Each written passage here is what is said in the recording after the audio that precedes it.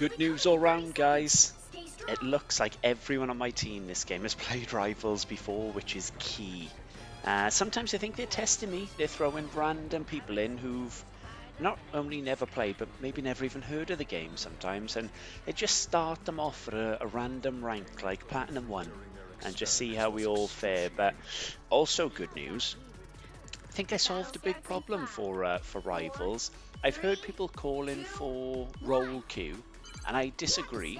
If they're not going to be putting roll queue in, I think let's only be able to play a certain class 2 games in a row max, and that could be per mode, whether that's quick play or competitive. 2 games in a row max, and then that makes sure that everyone has to play something else, has to learn something else, and we can go from there. So just an idea from me, but that's what I think might work actually. It would be nice if they did enforce that. This game was very good. Invisible Woman's a strong pick for me, so keep your eyes peeled.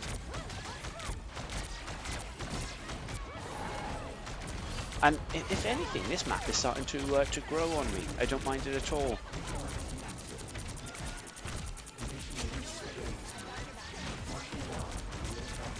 Getting absolutely stuck in here, in fairness. Look at him again.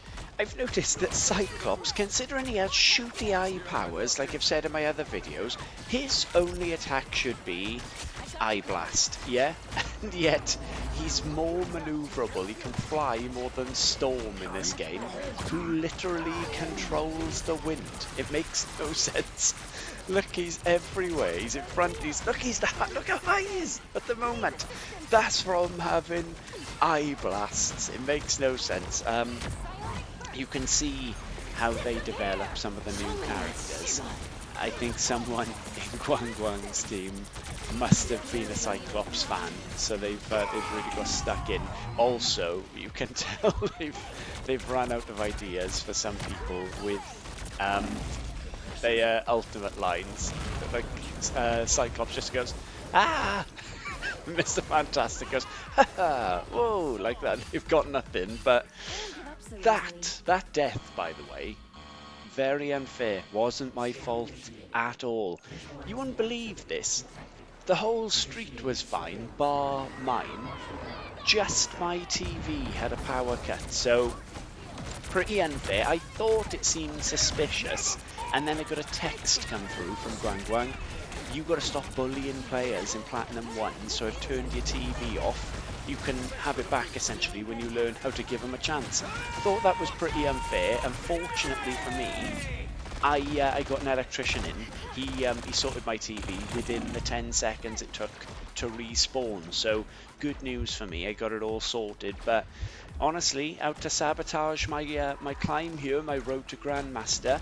Don't know if you saw how sick the dodge was there on that Star-Lord ult.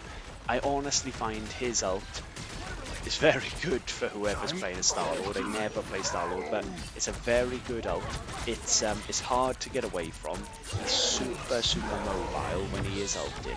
But between the dodging, using the pillar, the shield I put up, this part's chaos. I don't know where I am. But between the dodging, the shield, here we go, saving the point, like it's my responsibility only. Rely on me, team.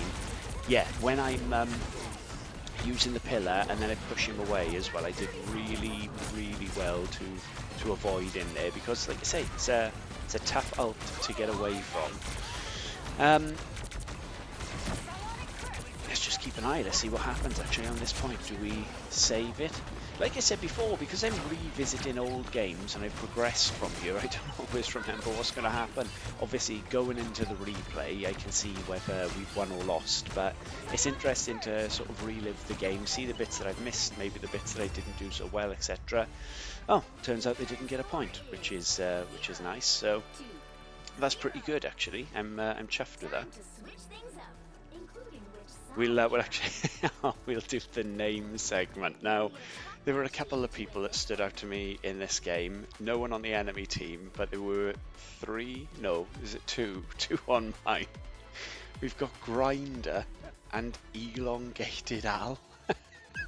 And I feel like elongated Al, he only became that way after visiting Grinder. So maybe these two people know each other. It was a side effect of Grinder, the elongated. But yeah, we'll we'll leave it at that. Who was the other? What was that? Fen Dizzy? Love Violencia, Brad, yeah, so none of the others are that funny really, a gas chimp and things like that. This was a good one. No overtime for me, no running into extra points, 3-3, who wins, blah blah blah. I can tell obviously if they're on 0 how this is going to go, which is brilliant. And in honesty, it was like they were just stacking up to die. There wasn't a hell of a lot that they were able to do. This team, I really do feel like me and the Luna held them together. Is it Luna? Oh no, I think Luna. Did she switch at this point? I'm not sure, but me and the White Fox, I'm not 100% sure if the Luna was there from the beginning or not, in honesty. But yeah, I mean, we haven't got a massive amount of distance to cover here, which is brilliant. As long as we get the first point, we've smashed the game. I remember at this point, if anything, actually being, I was a little bit overconfident because I thought, well, look, the other people on my team have clearly played before. They know what they are doing. I know what I'm doing. What could possibly go wrong? You know what I mean? Dino, as always, little problem, but now see. This wasn't fair either, a bit of a follow-on.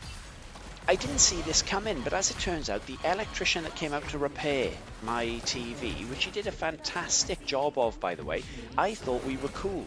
He mentioned when he came in that he likes Marvel Rivals. He had a quick little look at my gameplay, yeah?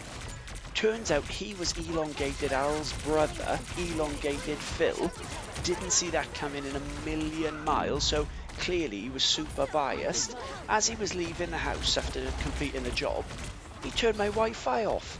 So that was the only reason for that second death, otherwise I would never have got to go down. You've got to believe that, yeah? But that's exactly how it played out. This part, I'm running on borrowed time. I mean, obviously you could see Hulk was running, well, constantly following me, trying to batter me there. Then it was the Jeff ult that I managed to dodge. Then it was Cyclops' ult with, like I mentioned earlier, the incredible voice line. Well thought out. It didn't really have many options with him, I suppose, because him shouting to me, my X-Men, would be very intimidating. But yeah, they clearly had nothing to say for Cyclops. Thinking of doing a new segment as well. When people drop comments on any social media of mine, whether it be YouTube or TikTok, where I upload these videos, obviously other people haven't seen them. Some of them are absolute hurlers. So as long as I have the comment, I'm thinking I might share them with you. One that made me laugh recently on TikTok was, did you really just spend 20 minutes did you really, no, that's it, did you really just talked it for 20 minutes about this shit? Obviously I can't say the actual word for YouTube, but made me laugh because I could have done another 20 minutes if I really wanted to, but I didn't know whether it was a child on TikTok commenting that or an adult who never grew past talking like a child, because they literally put that, did you really just talked it like that? So it made me laugh, but yeah, what a game this was.